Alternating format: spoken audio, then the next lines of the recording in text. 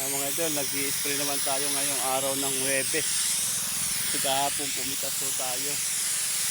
Nag-i-spray ho tayo mga idol. Nag-i-spray ho, nagpapatubig mga idol.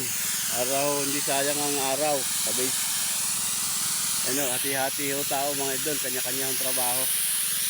Ako nag-i-spray, yung dalawa nagpapatubig, yung isa ho nag-grass cutter mga idol. Ayan, yan yung labas ng ating spray gun mga idol. Tubig. Okay. Yan po yung patubig natin mga idol. Papatubig ko sila yan. Ayan mga idol. Kanya-kanyang trabaho tayo mga idol pag nasa bukid. Para ho ang kilos ho natin mabilis. Madami ho tayong magawa. Yan po sila. Tayo naman po yan sa spray.